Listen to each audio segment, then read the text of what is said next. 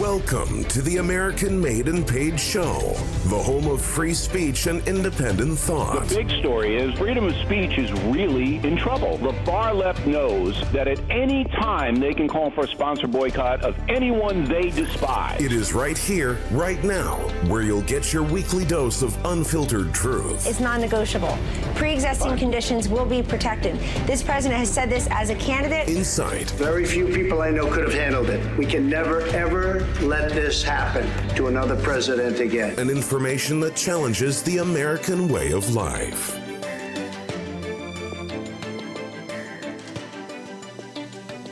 Welcome, everybody, to American Made and Paid, episode 10. Today is Friday, April 19th, 2019. Thank you for joining us today. I am your host, Zach King. I got Professor Dreg with me as usual.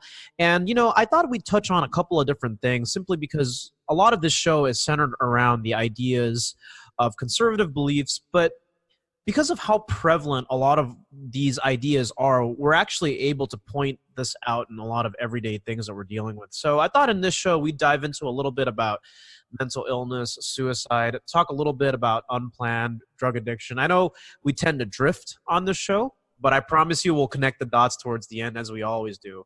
But let's talk about that a little bit more. The first thing I want to talk about is suicide problem, right? According to the World Health Organization, suicide is apparently a big global problem. However, it's also especially prevalent in the first world. And every year around the world, close to 1 million people actually die by suicide. And here's the interesting thing that I really want to dive into. Globally, suicide is actually the second leading cause of death in 15 to 20-year-olds. So, I did not know that. Yeah. I didn't know that at all. And that's the thing, is that a lot of different sources are going to compare it, not just in the United States, but a lot of other country statistics across a lot of countries. For a lot of different places, this is an interesting thing. Suicide actually may be considered a crime, but in some places, it's considered a mental health illness. And I think that that's the difference here in the distinction. And I'm not really sure what your experience is with this. Obviously, if you're just a young person and, it's not something that it's something that we need to take very seriously. But I feel like there's just been a rise in suicide rates, perhaps due to our culture, due to the conditioning that we're in. A lot of people are obviously resorting to that because of stress. And arguably, we could make the case for indoctrination as well, because we're just a society now that's very, very miserable. And when I look at these numbers and it's talking about how it's impacting a lot of young people between 15 and 20 years old, especially in today's day and age, I think there's a lot to be said for that. So all of these sources are coming from, the Agenda for Suicide Prevention and the World Health Organization. See, that fact has actually taken me off guard. I honestly believed that suicide wasn't a real big issue outside of the U.S. Well, I really it depends, because we have to look between the lines, and different countries define it as different things. Like I said, some people define it as a crime, so it doesn't fall under mental illness, which is interesting, and I don't know much about that. But here's the thing that I want to talk on. Despite the increased availability of mental health care and medications for depression, our suicide rates have actually remained largely unchanged, even though there is more available resources and medication for that. And you've worked in the medical field a little bit. I mean, what are your thoughts on that? Yeah, no, but that's why I'm really tripping out about that stat. I don't know how accurate that stat is. It's just, from around the world, maybe in like places like Germany or France, but like in the Middle East, I don't know. You just don't see people doing things like that. You just don't hear of it. And I've never seen it but here in Western worlds, I guess it's more prevalent. So yeah, I really have to look at those stats and see where they got their information from. Yeah. And, but let's dive into that a little bit, because we talked about how in a couple of episodes earlier this week that suicide, right, is kind of like the biggest cop-out. Now, obviously, I'm not going to, if you're somebody who's listening and you've had suicidal thoughts and everything, go seek help. But the thing that I want to talk about is I'm somebody who has personally, I've never had thoughts like that, but I've had friends that I've lost to suicide, unfortunately, due to feelings of depression, right? And perhaps even mental illness. And I know that it's a underlooked issue here in the first world in the United States, if you want to define it that way. But like, here's the thing that's interesting, because I hear this when I hear people who come from more difficult circumstances, whether it's from different countries or even from impoverished neighborhoods, suicide doesn't seem to be something that impacts specifically here a demographic like the Black community as it does the white community in the United States. So just from your experience, what's that like? You know, and I hear a lot of Black people, like, they just say, like, no matter how bad it gets, it's like, you don't kill yourself. But see, that was the thing I'm telling you now. I thought you don't do it on Fridays. Yeah, well, I don't know. Did you hear that? What did the counselor say? Oh, no, good. No. As long as you didn't hear it, it's okay. Anyway, so, no, but here's the thing about suicide and just how on the streets, I've never, like, okay, so because I have training in this, okay, and when you look back, this is one of those topics that is not really easy to explain what the real legitimate term or anything else like that, but because growing up, because you got to realize I was medically trained at an early age, and again, I was an atheist. So with my atheist belief and my medical training, my quote unquote scientific training, I had a totally different outlook on suicide then as I do now. okay. So like now, because like nobody ever taught you that, you know, I was just trained that suicide is, you know, suicidal thoughts is a normal way of living.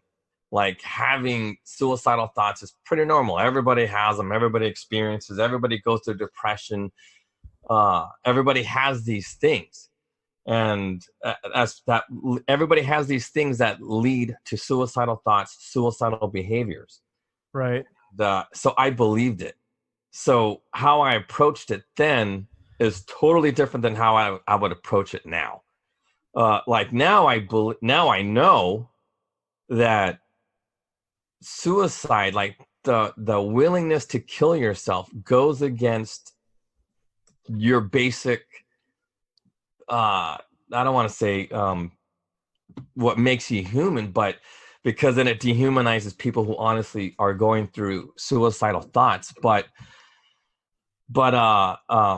there is this movie called The Bridge, and okay. you know they go they pretty much videotape or record everything happening on the Golden Gate Bridge for a year, and they interviewed one of the guys who actually survived the jump. Nobody else survived except for this one guy. Dang. Okay. And he immediately regretted it. When he was falling down, he immediately regretted it. And he did some kind of like, and I don't know how true this is, but he said, based on his own experiences, he said he prayed. And he lived. And he survived, and some SEALs kept him up. I'm not kidding you. You have to watch that movie because nobody else survives. It's when you jump off the Golden Gate Bridge, you're gonna die because of the impact. Right. It's like hitting concrete. Yeah. Because it's so high, going so fast. And this dude survived. And you know, scientifically, he had work boots on, so his steel-toed and his heels, kept him from dying. But also those SEALs kept him up because he said like he was there in the water for about an hour before they got him. And the videotape it shows it that he was there for a long time before he got help, and he got help, and those SEALs kept him up. And I'm thinking, and he's an interesting dude. Like you have to watch him. He's like, he does, motivational speaking now or something like that. And right. And I don't want to turn this into some kind of weird religious thing, but things like that makes you wonder. It's like, man, do sea lions have that type of intelligence to keep another human being or another living being alive? Mm-hmm. Do they feel empathy? I don't know, but this dude survived it. And when you listen to him speak, he was in a bad place. And how I was trained, yeah, people get into a bad place, when you feel happy, that's when you're going to do it. Like most people, when they're depressed, they don't commit suicide because they're too down to do anything about it. But when they feel up, they get that little moment of, clarity, like, oh my God, life is okay. And then that depression hits again. So before it hits again, that's when they do it. That's when someone's going to. So you're saying that it's happening out of a reflex, and we can speculate here a little bit, but it's happening out of a reflex, not out of a rational decision that you made in your mind. Yeah, well, because depression is really serious. Like, and you have to really, because like when I think of all the people who committed suicide, they're down and down and down and down. And then all of a sudden, like, I'll give you an example. I knew this one dude, I'm not going to say the name, but he was in a funk. He was like a musician, and he was in a funk for a long time. Just writing. His lyrics were always about death and like really dark gothic stuff. Right. And then all of a sudden on New Year's, he was really upbeat because he was going to go to a party and everything else is going well.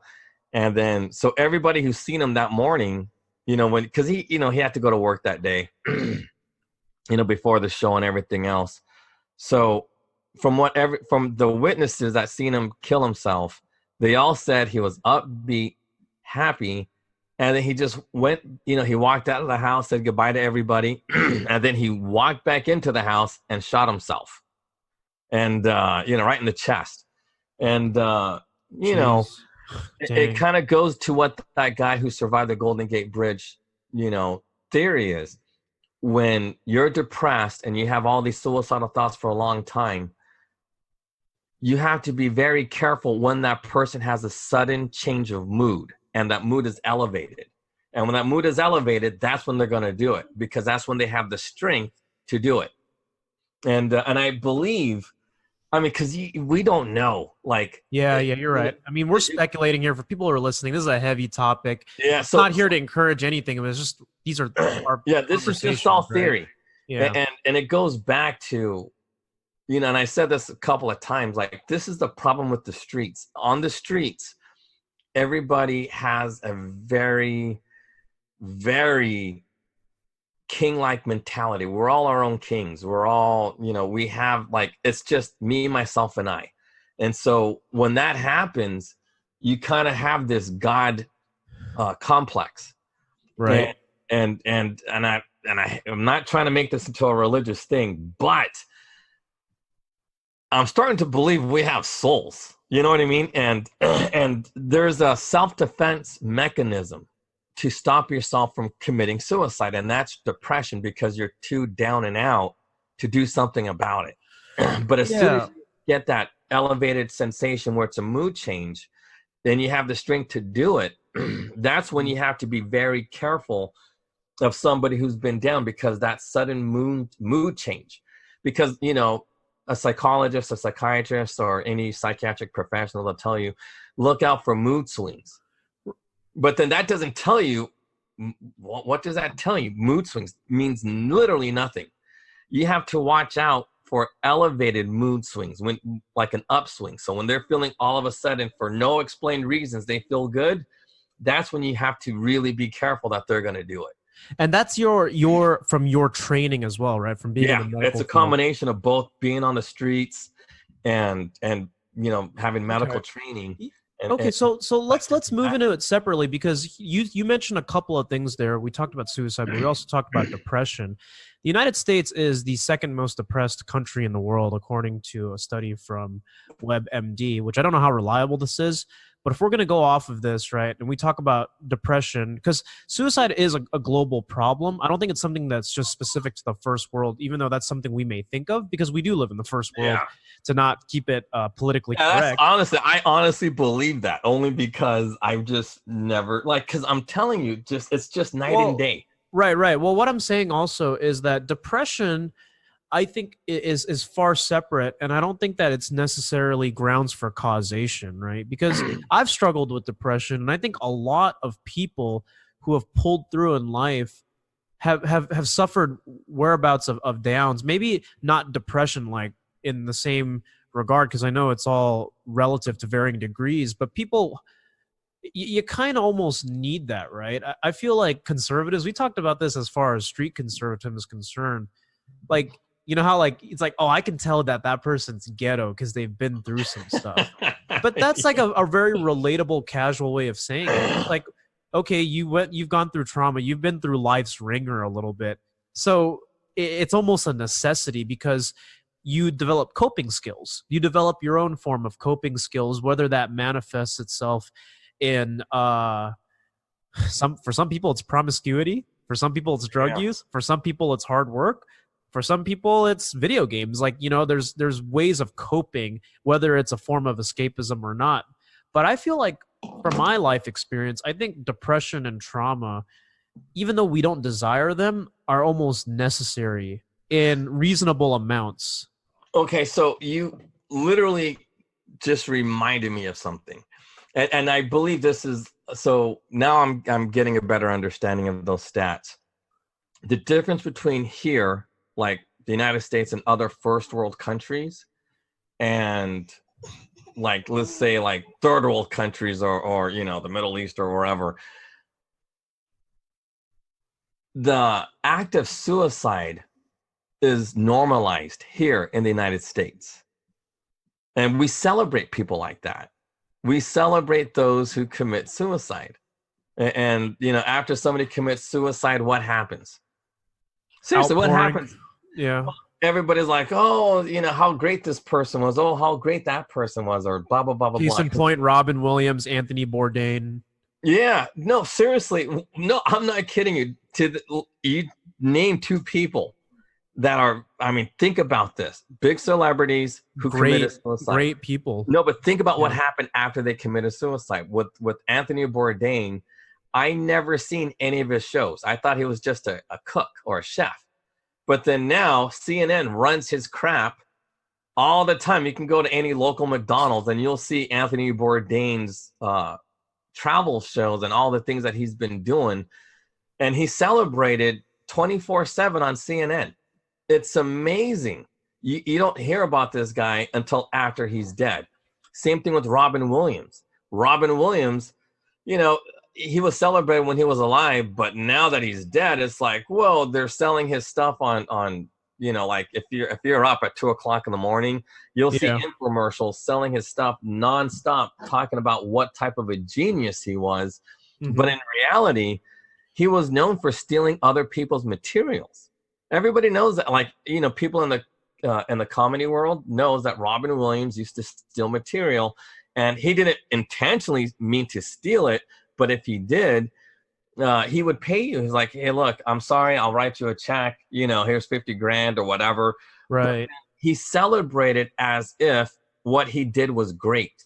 So, and this is and this isn't mine. I heard other people say this, but they named a bridge after him, and the thought was, are you sure you want to name a bridge? A bridge after Robin Williams? Yeah, or a tunnel, the Robin Williams tunnel. Why? He just killed himself. So every time people are going to ask, why did they name the tunnel after Robin Williams? Was he a rich dude? It's like, oh no, he committed suicide.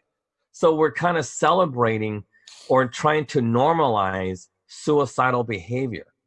And you see it in the streets too, because, you know, a lot of the behaviors people engage in, and we're talking about, you know, when you're going to do crack or when you're going to do meth or something like that, you know, that's a suicidal behavior. You know, you could become an alcoholic. You're going to drink yourself to death. That's a form of suicide. Shoot, last night. But it's just slow poisoning, and it's not as explicit or direct, right? It's not like a gunshot to the head, but you are slowly killing yourself. Well, think about this. Yesterday we talked about a little bit, not a lot, about, you know, getting the cops to kill yourself. Yeah. You know, a form of suicide. That literally happened earlier this morning at 3:00 in the morning in Fremont. Some dude shot at some cops so he can be killed himself. You know, for no reason, just random dude started shooting at some cops, and the cops, of course, shot him dead. And that happened this morning, like 2 or 3 o'clock in the morning in Fremont. And but it's just, come on, this is normalized behavior now. And it makes perfect sense to me why it's happening. And I'm starting to realize that this is part of the progressive agenda. This whole thing about the death culture, whether it's abortion, whether it's because think about it, how prevalent is abortion in the streets? On the streets, very prevalent. I mean, if we're talking about where Planned Parenthoods are located, it's mostly in low-income neighborhoods, right? Well, not mostly, 100%. You never see a Planned Parenthood in an affluent neighborhood. It's where? Where is it? Name any Planned Parenthood in any affluent neighborhood, and I guarantee you that's the poorest neighborhood in that area. Okay. Because, of course, the entire Bay Area is affluent. I mean, there are no poor areas in the Bay Area anymore. But when those Planned Parenthoods were first erected, those were the ghettos. And they still exist today only because they've been there for 20, 30, 40, 50 years. But that's just how it goes. And going back to, what we had spoken about yesterday, about the cop by, suicide by cop. But that's the thing. I don't know what this dude was thinking about because it's still pretty fresh and still investigating it. But I wouldn't be surprised if he was heavy on debt. I wouldn't be surprised if he wasn't, dating normally. Maybe he was on Tinder, like 24/7, like the things that we have spoken about before. Like I know you were talking about, I don't know, one of our previous yeah. So but part of the progressive agenda, right? If we're going to tie this in with suicide, again, no one here is pointing a blank finger, but the things we've talked about on this show is pornography, the normalizing of that, the normalizing of drug use. And it doesn't have to just be illegal drugs here, but the fact that medications, right, go up.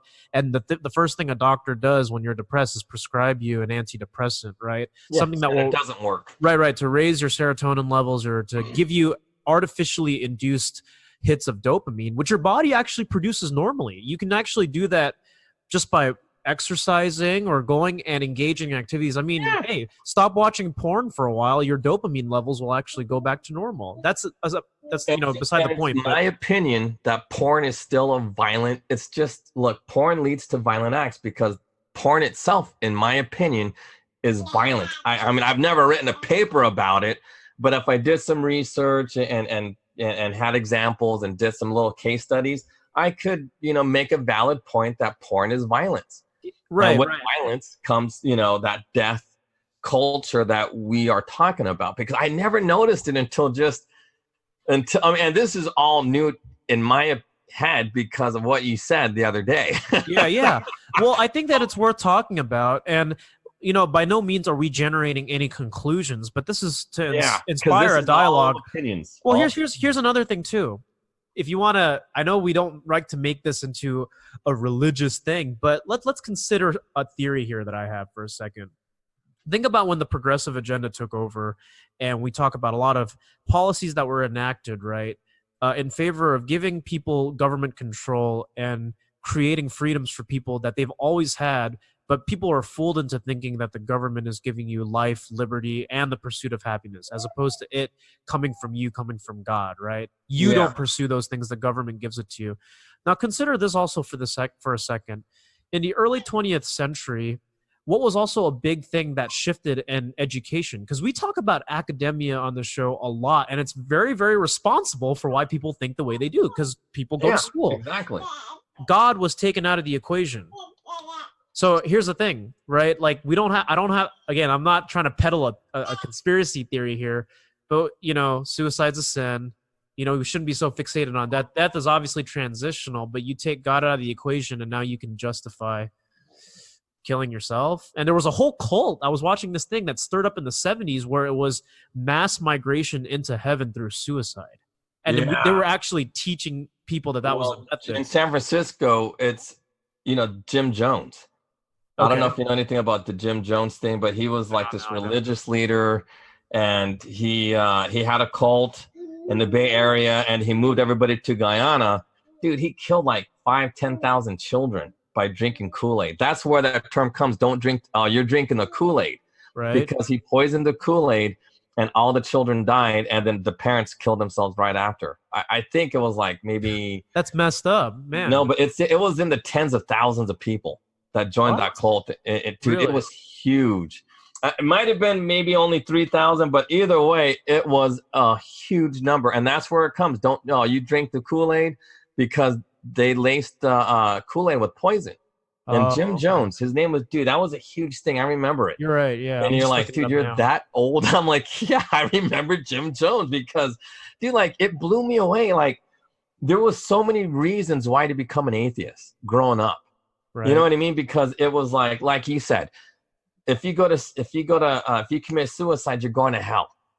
And I thought to myself, because, you know, that was a really good friend of mine that I'm telling you about, like, who committed suicide on New Year's Eve. And I thought to myself, God, really? He has to go to hell because of this? And then Jim Jones, and then, you know, one of my friends, they all have to go to hell. I'm thinking, man, that sucks. I'm like, what kind of God would do that? You know what I mean? It's because obviously if you're committing suicide, something's, you know, literally wrong with you. And, you know, and that's why here we consider a mental illness but the reason why it's a mental illness in this country is because it goes against nature. Every living being fights and struggles to stay alive. You know, I know this is like sounds really bad, but if you ever watch a spider in water, just throw one in there and see it struggle. And it struggles to get the heck out of that water. And why? Because even a spider with no brain knows how to stay alive. Well, they have a brain. They just don't, you know, they're not. Yeah, not like a real human brain. You know what I mean? Yeah. And like in theory, insects are very low, you know, undeveloped brains. And even they stay alive. And they say the same thing about plants, that everybody struggles. Every living thing struggles to stay alive when threatened with death. And only humans are the only ones who just off themselves like it's the thing to do. You know? And, well, I just feel like it's not, well, I can't say I feel. We've got to look at the data here. But it's something that has risen, right? Especially become more prevalent in the past 20 years. You know, it obviously varies by every state, you know. But that's the thing. It's like it's the 10th leading cause of death. And it's just one of the 3 leading causes of death that's actually on the rise. Now, again, it's rarely caused by a single factor here, you know, but the thing is, I mean, when I look at it from a personal perspective, right, most of the people that I've known that have, well, actually, I don't know, thankfully, I don't know many people who have actually died, but close friends of mine that are no longer with me, death by suicide, all of them. It's not because of illness or anything else. It was, and, you know, you could attribute it to depression, to stress or whatever, but death by suicide. So that's why this is something that, to me, that I want to think about, because it's like, well, what are we doing as a culture that is, we have a overfixation with death. We glamorize it, you know, it's in our movies, it's in our culture. Obviously, medication to be able to help you with your current mental state is a thing. And I'm not necessarily dissuading that people don't take meds for things, but I mean, I've always been a believer in being able to identify and develop coping skills. And, you know, I talk about people who are drug addicts for many, many years and feel like there is a helplessness, like a learned helplessness of not being able to get out of it. And then they get out of it. They get clean. Yeah. So think about this. Think about a behavior that's within you that has been consistent with your existence for years, if not decades. And think about actually just changing that. Like with me, I know I brought this up before, but it's like I'm getting off porn for good, you know, because it's just, if anything, it's going to destroy my relationship. Yeah.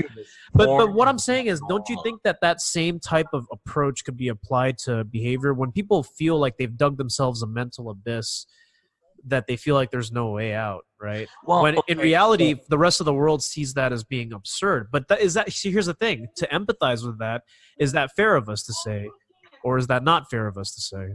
Well, okay, so I believe you have to take the same approach as you would with homelessness. So you have to break it down by groups, because you said it. Okay, so in this country, because I don't even want to talk about other countries. Because, no, let's focus on this country. Yeah, so in this country, yeah. No, because that's my problem. Like, I like to think, like, you know, like in the Middle East, like places I go to a lot. Like, I like to try to might compare and contrast from different cultures. But anyway, because like when I've been to places like, like the Pacific Islands, dude, like they don't do that over there. Like everybody's so chill. Everybody's so, like. Even though the quality of life may not necessarily be the equivalent. Yeah, well, because the thing is, I think Americans would literally die from boredom being stuck in Samoa somewhere. You know what I mean? Or if they lived in Tonga, I guarantee they'd be bored to death because it's not fast paced. There's really, there's not like a gang of movies to watch. I mean, of course they got the internet over there, but you're looking at a little screen. But anyway, but you have to break it down. It's like, because like now that I start thinking about, about where I worked at for so many years, and all the people who came in on a 5150 and they were like, suicidal or whatever. And it always seemed to be the same type of people. But it's also because, I live in the San Francisco Bay Area. And in my opinion, I remember like the very first guy I ran into who was suicidal was one of those drag queens. And, or maybe I guess you call him transgender. Right. And he had all of these marks, like scars from cutting himself on his wrist. And, so maybe you have to look at those types, like break it down into groups. Like, okay, so people who are post-op and they're not happy with getting their junk mutilated. And then, because come on, I mean. Well, the suicide rate in the transgender community is over 40%. And a lot of people who argue, insanely high. Yeah, no, wait, don't gloss over that. No, I'm not going to gloss over it. What I'm trying to say is, but the what people in America, at least what the progressive left believes, is that that's because of bullying and a lack of acceptance. But I feel like, dude, like when you say 40%, like I don't know, like I honestly, gender dysmorphia is a real thing, but the way the right sees it is it's because biologically it's not who you are. Yeah. Well, it's not even a right or left. Medically, scientifically speaking, it doesn't matter. Like, and I always keep telling this to people. It's like, look, I don't care if you believe you're a woman, but if you got nuts, they're going to have to go up in your, anal opening and check your prostate. You know what I mean? Because that's what you have to do. You still may get testicular cancer. You have to that's why we got to grab them. It's not because you're a woman or you're being whatever. Sure. It's a medical procedure. If I got to do something, I wouldn't do that, but you'd have to check, the testes. You just got to check for lumps or check, like just to see if there's anything going. It's like, look, this is what you have to do. Oh man, I don't even want to get into it because it's kind of but this is a heavy subject that we're talking about today. We can move on, but like as a nurse, you have to do these types of things, and I don't care if they think they're a woman or not. They got nuts, and you got to do it. You know what I mean? Yeah. So if you got nuts, there's certain things you got to do, and if you're gonna check for a hernia or something like that, there's certain things you got to do, and but dude, 40%, dude, that's insane. 40% of any population, that's like at some point it's everybody. Because because like when 40% dies off, 60% left. It's at 40% of 60%, and then when you know what I mean? That's incredibly high.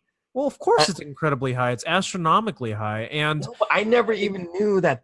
Dude, come on, like, and nobody. Well, so if you wanted to break it down, regardless of race, I've never heard anybody speak about this. Transgender community.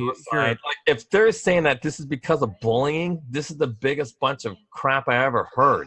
Bullying has nothing to do with suicide when it's that high.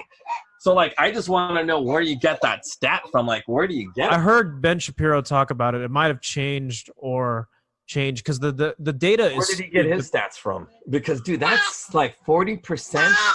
That's high. Okay, so suicide attempts among trans men and trans women average between 42 to 46% attempts. It doesn't mean they actually die. Yeah, but that's high. Yeah, it is high. So this is according to the American Foundation for Suicide Prevention, actually. Okay, so see, but that's exactly, it goes to what I'm saying. You have to break it down by every group.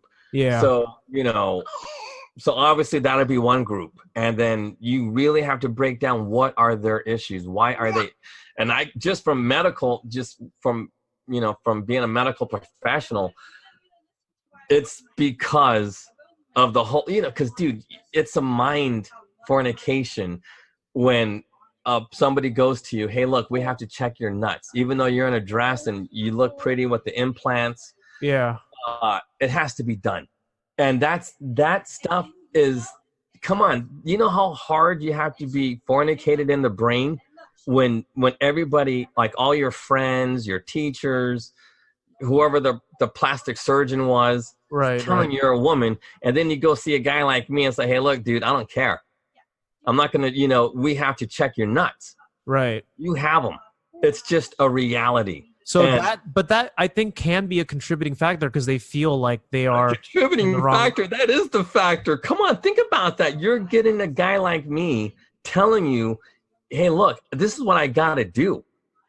Because, no matter what happens, you're still a man. And even though I don't care if your mom, everybody, all your support system, I said, the reality is we don't have the technology to turn you into a woman. You're always going to be a man. And that's, dude, without a doubt, that's not a contributing factor. That is the factor. Okay. Now, everybody's pretending that this dude's a woman.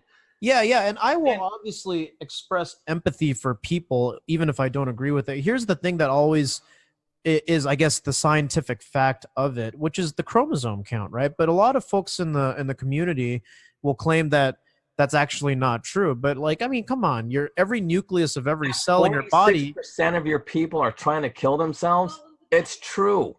That, I honestly thought maybe 5-10%. And even that's high. 10% is high. It is. Dude, but that is insanely high. It's extremely high.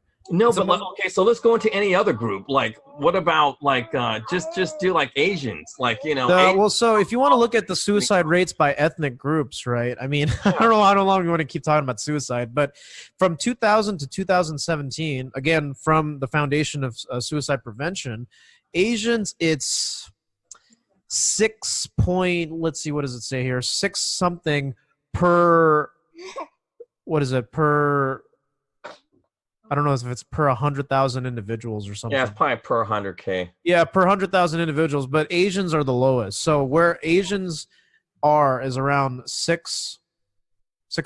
I would imagine that's the percentage. And then what about Hispanics?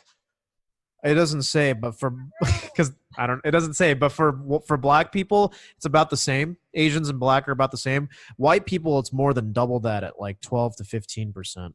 15%. See, that sounds high to me, 12%. But I again, maybe because I hate to say this, but I bet you most of those trans dudes are white.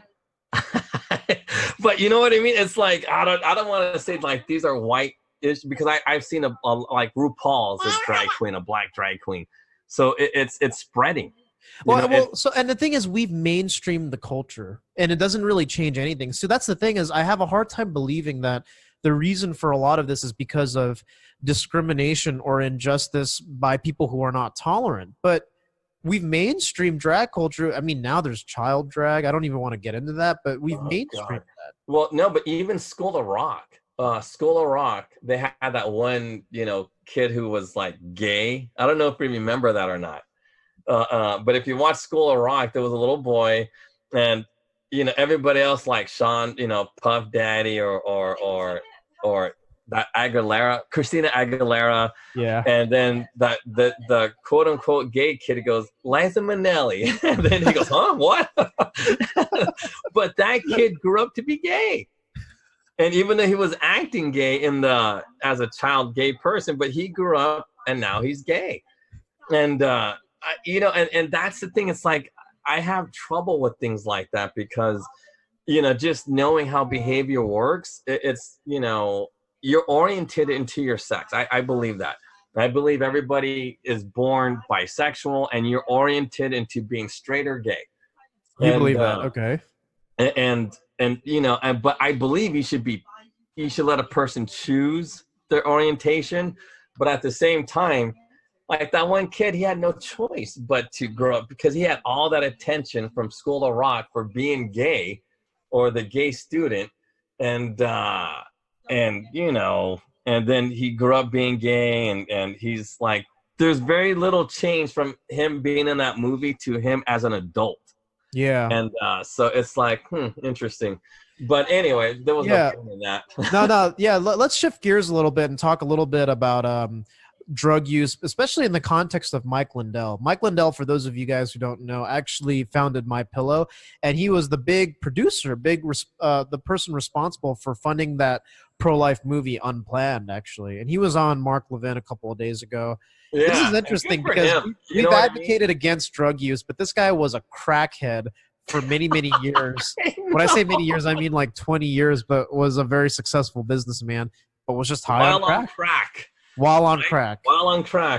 Yeah. And that's amazing. That is amazing because that goes against everything that we're taught. I mean, but I've seen people be successful on drugs. Like, I believe I could say his name. But there was a guy, Ray Gardenia, and he was better than Steve Caballero, better than Corey O'Brien. Like there was because those who know skateboarding, they know who Steve Caballero is. They know who Corey O'Brien is. Right. And so they were part of the Bone Brigades. If you ever watched that movie, The Boys of Dogtown. So Ray Gardenia was, you know, like a drug addict, but he was he was bad. I mean, bad to the bone when it came to skateboarding. And so he didn't commit suicide, but he overdosed, which in my opinion is kind of like suicide, you know, but it's not considered suicide. But, you know, right. Ray, like I knew Ray, and the thing that makes Ray's story really sad was, you know, his sister always tried to talk to him and try to get him cleaned up. And we all talked to him about cleaning up. And that kind of goes to that story, like, because he was there. Did I talk about this story on the podcast about how? No, not yet. But go ahead. Yeah. Okay, so because there's a lot of reasons why I don't really believe in those studies. I don't care what school they're from because they're inaccurate because they don't know how it's like on the streets. So it was myself, Ray, you know, some dude named Bones and Frosty. We all lived in like a crack house. And this kind of ties into Mike Lindell a little bit because I've seen functional crack addicts. Yeah, but anyway, so Stanford at one time, they came in down to a place called Roosevelt Park. It's like in a hood in San Jose. I think you did talk about this, but I'm not sure if it was on this podcast. But anyways, you can. Yeah, so it's not in the. Yeah. So at the time, I was, you know, everybody was a little different. You know, Frosty and Bones, they were like hardcore thugs. They looked like your typical, like what you see in an Ice-T movie or Ice Cube. You know, that's what Frosty and Bones look like. And then I look more like an 80 mods dude. You know what I mean? Like with the trench coat, the long bangs covering my eye. Like one eye is covered, you know? Yeah. So, and that was my look. And then Ray, he was like kind of like a punk rocker dude. So he had a little mohawk because, of course, he had the skateboarder look, you know? So sure. Anyway, so a group of people at Stanford, you know, from the PhD program, were doing a study on HIV and AIDS. So they were giving, you know, a bunch of local people $20 to be interviewed by these PhD people. And, you know, about drug use and HIV, because this is in the 80s and you know, whatever. So anyway, so when Frosty came, he goes, look, dude, I got $20. So when Bones went to go be interviewed, they go, man, I didn't get it because they wanted to see my track marks. Right. They wanted to see that you were an addict or something, right? Yeah. So everybody just assumed everybody in the streets was on crack or something, but we weren't. Ray was, but we weren't, right? Because, you know, like the straight edge guys, they kind of, you know, we hung out because, you know, well, everybody else is doing drugs. We were just watching. So when Bones came back, he said he didn't get the money. But when he came back, and I'm like, dude, I'll get the money. And they, how are you going to do it? I said, because I got a sty. I'll go get the money. So when I went across the street to the park and, you know, and then, you know, so they approached me because I'm walking toward them. I was like, yeah, I heard this is where you go to get interviewed. that you guys are interviewing drug addicts. And so they asked me a bunch of questions like, what do you know about AIDS? And I told them, it's like, you can get AIDS through, by sleeping with men or dating prostitutes or, sharing needles and things like that. And then they go, so do you use needles? And I'm like, well, use needles for what? And they said, well, are you a drug addict? It's like, oh yeah, what do you do? I said, well, I smoke and I use heroin. And they go, oh, you use heroin? Like, how do you use it? Go, I shoot up. What do you shoot up? I shoot up everywhere. Oh, I shoot up in my hands and I shoot up in my legs. Of course, my arm. No, but check this. I said, I shoot up everywhere, my toes and anywhere I can go. I said, shoot, I haven't got one in my eye. That was like the last thing I said. I got one. I haven't used my eye. And then they go, and they, really, your eye? And I'm like, but you had a sty, so it was fake. Yeah. Right? So, but they had no idea. And of course my hair is covering it. And I was using this medicine called sty. So it's kind of like goopy. Yeah. It's like orange goopy stuff. Well, that's how you bring it down, right? Is with that medicine. Yeah. So anyway, then, and I'm blowing them away because, they don't know, like I told them, I go to the local university. I know all this stuff. They go, man, but you know so much and you can't stop. It's like, no, it's just, I'm really addicted. And so we talked about AIDS and all this other stuff, and they're shocked at how I know all of this stuff. And then I said, oh, do you mind? I said, do you mind if you show us your track marks? And I'm like, I said, come on, I don't want to do it because I don't want to show it. It's just real embarrassing. And then the guy goes, come on, let me see the one in your eye. Just lift up your hair real quick. And then so I lifted it up and he goes, oh, and he had that reaction. Just a goofy white boy, because he's never had experience in the streets. Yeah. And he just like, oh, you had to see his face. Oh, and he had that little scream. Oh, and then I got the $20, just like that. So that's why you don't believe those studies, because they don't actually. They have no idea what they look like. No one's ever seen an infected an injection site. No one really knows what it looks like. Infected injection site. That's not what they teach in these schools. Like all of these clinical licensed social workers. Yeah, have no idea what they're looking at. They've never seen it. They've never been to, they don't have to work in the ER room. They don't see a junkie coming in. Right, they've never seen any of that stuff. They never had to restrain somebody who's like a raving lunatic. They have no idea yet somehow, some way we're going to listen to these people, you know what I mean, who have no real clinical hours or clinical experience. So, that's why my view of our mental health system is very, very jaded because dude, I'm still reeling from that stat that 46% of these dudes are killing themselves. That's insane. That's a real, that's a real issue. Trump should be all over this. I know opioids is a big thing, but dude, if you have a group of people that high killing themselves and it doesn't come from the right, it's coming from a quote unquote neutral source. That's a real problem that these I think it's the mainstreaming of it, which I think is not acceptable. But it goes back to not my point, but dude, I'm telling you now, I honestly believe, dude, because I'm still shocked. When you dropped that stat, I was totally unprepared. I was like, whoa. But it reinforces my belief that this is the progressive now of 2019. It's a death culture. This is a suicide culture. They want death because this is how they keep everybody in check. Because how are you going to be a challenge to anybody if you're helpless, broke, in debt, fixated on death, medicated? It's normalized to be broke. It is a normal thing to be broke. It's a normal thing to be enslaved. Well, I forgot that quote you sent from the Bible, but I like that one. The one about being a slave or something. Borrower is always slave to the lender. It's in Proverbs.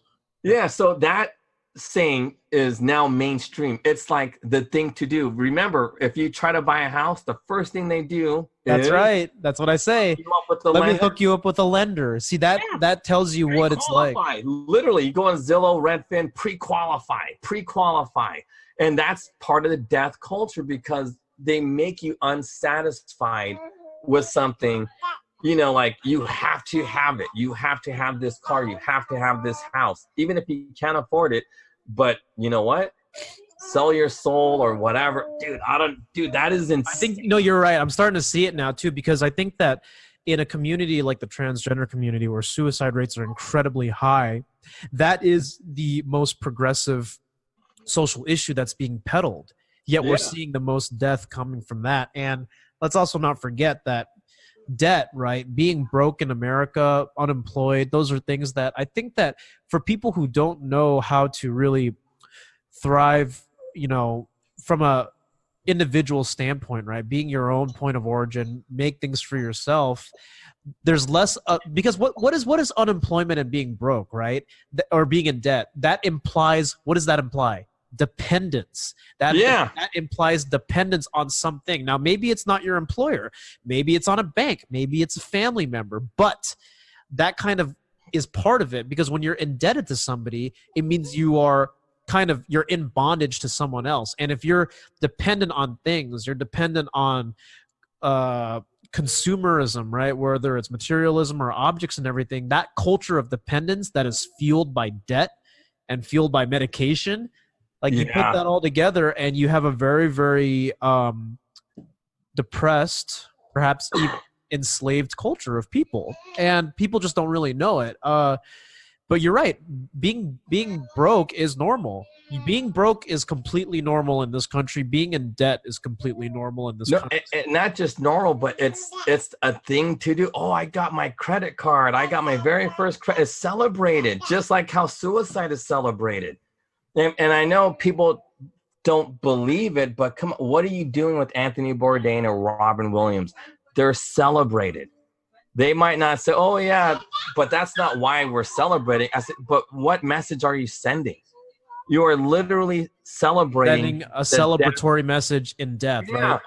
And that's why people do it. Look at Heath Ledger. He died from a drug overdose. In my opinion, when you OD, that's kind of like a form of suicide. It's just a long, it's a long, slow death. And you're killing yourself in a very deliberate way. But Heath Ledger, he got an Oscar for the Joker, and for the Batman movie, which makes no sense. Because if Christian Bale didn't get one, why would Joker get one? They were both good in the movie, you know what I mean? But because Heath Ledger died from drug overdose, I'm telling you now, which is a form of suicide, it's this celebratory attitude of death. It was the same thing that happened also with what's her name, Amy Winehouse, when she died. 5 Grammys right there. I'm not saying that I'm okay with that. I mean, it sucks she's gone, but you're right. We celebrate that aspect of death, and I think that people in death. Well, here's the thing. I think that people in death should be celebrated for their life, but it's like the way they go. We kind of. I think we undershoot the problem, right? It's like there's a issue with mental illness. There's an issue with. Well, but think about this. How many songs and movies celebrate black on black crime? Black artists do that stuff all the time. Like, was Tupac really that great? He was okay. You know what I mean? I still think Ice Cube was better than Tupac. I never liked Tupac's music, but he's dead, and whoa, look how big he got. Same thing with Biggie Smalls. Biggie Smalls is good, but he wasn't. I personally believe that, Ice-T, Ice Cube, both of the Ices, and Public Enemy, those dudes, their music was 1,000 times better, in my opinion, than Snoop Dogg or Tupac or Biggie Smalls. But in death, they were celebrated. And then you see all of these gangster people like Nipsey Hussle. He recently got shot down. And now he's celebrating. Oh, Nipsey Hussle. Nobody knew who Nipsey Hussle was. The only reason why I knew Nipsey Hussle was because he named himself after Nipsey Russell. who was a comedian way back in the day, a famous black comedian, Nipsey Russell, one of the, like, he was a black actor, like in the Sammy Davis Jr. days. Right. And then, so Nipsey Hussle took his name. That's the only reason why I knew who he was, not because his music was any good, but then he was, and that culture of death in the black community in the streets, because not everyone in the black, because like even that term black community is bull BS. So in the streets where a lot of black people live in the ghetto, black and black crime, anything related to death is celebrated because killing each other is cool. Dying from being, dying from trying is a cool thing. Yeah. And that's because why it's because, and that's, you hate to say like street conservatism leads to that, but it's because there's no morality. There's nobody teaching these young people, hey, look,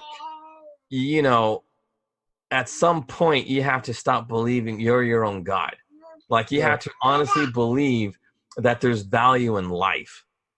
And that's something that's really hard to do. Like, how do you find value when everybody's broke?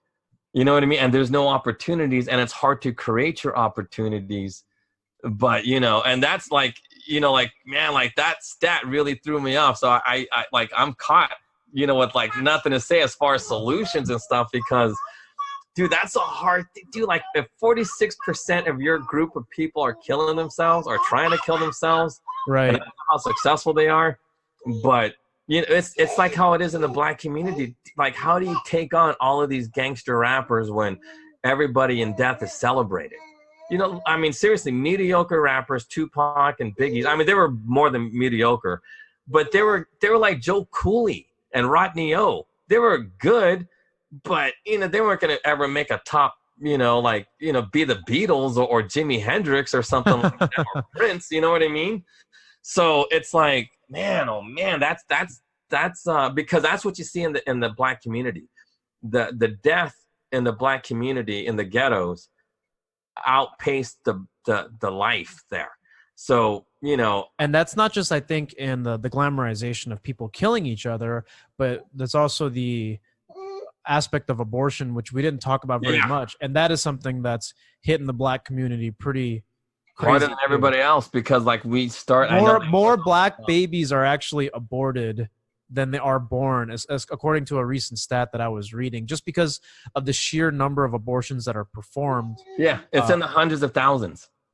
And when you add that up, thousands, man. So when you add that up with all the deaths, because think in Chicago alone, you can count on like 2 or 3 dudes being killed every day. Yeah, I heard actually it's as high as like 10 people a day are shot and killed. Yeah, no, but like on average, because it's if 1,000 people or 1,300 people die in Chicago, and not just black guys, if 1,300 blacks die every year in Chicago, that's about 3 a day.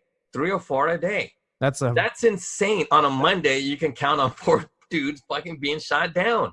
That's insane. On a Monday night, 4 guys are gonna die. That's insane. And then on top of that, you're gonna have all these, girls going in getting abortions. On top of that, that's insane. So, so that stat is very similar to the 46%. Because it just blows me away.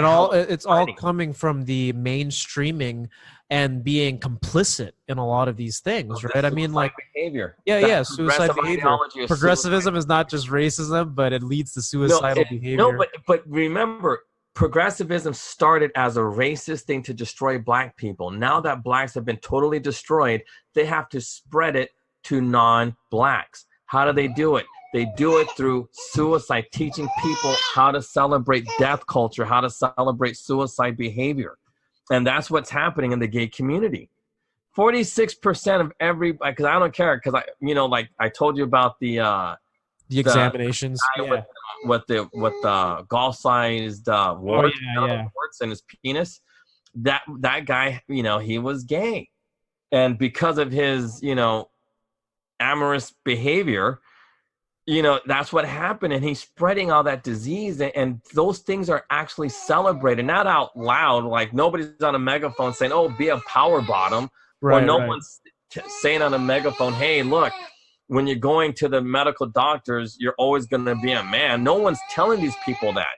So it leads to suicide, because after a while, what you were known for on the streets, or popular for on the streets, which was your sexual behavior and what you can do, and that's taken away from you, well, of course you're going to be down and out, and then you think your life is over. You know what I mean? So it's understandable why they become suicidal, but man, oh man, oh man, this is insane. Like, this is really, really, like, dude, 46%? That's insane. Like, that's like trying to comprehend infinity.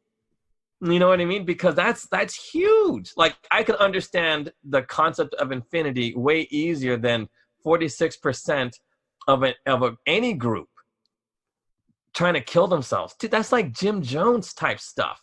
Like, well, you know, all those, I don't know exactly how many people died at Jim Jones, but that's insane. You know what I mean? Like, when a group of people, that many, do something that destructive, that is insane. Like, I can't even, that just blows me away. Like, it really blows me away. Like, but it's rooted in the mainstreaming of progressive ideology that we've accepted into our culture, and essentially have allowed people to just kind of be who they're not, you know. And unfortunately, that's the thing, is the fallacy here is, if everybody believed in what we were about, what we think we are, then our problems would just magically go away. And I think that's the big falsehood there. Okay, so here's the thing. Anybody who doubts what I'm saying about progressive ideology was started just to destroy blacks, because they were the main threat in 1912 to the ruling elite coming out of Harvard, Princeton, and Yale. So in 2019, the people who have the biggest threat of taking over the progressives coming out of Harvard, Princeton, and Yale would be, like, you know, Asians and gay people, because, you know, these gay guys, they're not going to Harvard, Princeton, or Yale. You know, not the ones from the streets, but look, in the Bay Area, as a demographic, Asians are number one, but the number two demographic would be the gay guys, because, you know, they have a good education, they make good money, right? And, you know, they honestly pose a threat to those people, the ruling elite. So it makes sense that they're the next targeted group. And if Asians, I think gay guys are already under attack. If you're straight, white, and gay, you're already counted. You're not on that, you know, that list of. You're not part of the oppression Olympics, as they call it. Yeah, but the gay people are, and they embrace death culture. So everybody who's embracing death culture, because, dude, 6% for Asians is still high. Yeah. Because I would think it'd be half of that of what blacks are doing. Because, you know, like, it makes sense that, like, blacks would be at, you know, 7-8% or something like that. But Asians, 6%. I'm telling you, that death culture is spreading. Yeah, it's going to go up. Yeah. Yeah. So, yeah, I'm telling you, it's what we're talking about, the stats. I could easily make that case that progressive ideology is the death culture, right, to keep everybody in line. Why? Yeah, because for sure. If you're worrying about suicide and things like that, you're not going to be a threat to anybody. You're not. Yeah. And I think that's a good way to kind of wrap up our thoughts here on this episode of American Made and Paid. You know, progressive ideology hasn't been very, very conducive when it comes to solving people's problems, but making people think that their needs are being met. And we can dive into it further in later episodes. But do you have any final thoughts before we wrap this up? I mean, suicide and death culture is something that we celebrate and something that's being pushed. So the whole point of this show is just to kind of get your thoughts on it. But honestly, I'm still shocked. I mean, just the reality. Final thoughts. Yeah, I am shocked at those stats, and my heart goes out to those people. But, you know, the one thing, like, we didn't really get to talk about is like, because we talked about contentness and trying to find contentness, and I'm really starting to come around that to be content, you have to have some sort of religious, you know, thought or background or something, because that's the only way to get out of it. Because just from my own personal experience, what I've seen, nothing worked better than 12 steps to get people off of drugs. And I've tried a lot of things like, you know, and I shouldn't be saying things like this, but we experimented a lot.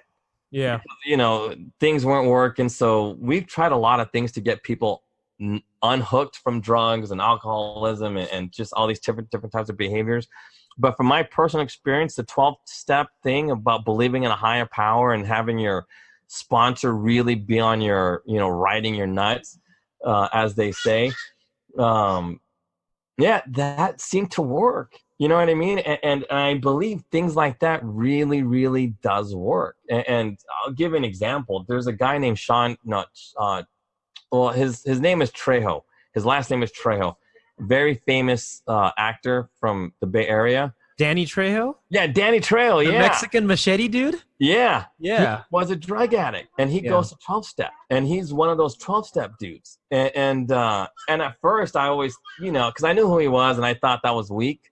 You know what I mean? I was like, God, those are just weak dudes, and just take your meds, you know, work out or do whatever. But now that I'm older, I'm starting to see the wisdom in it.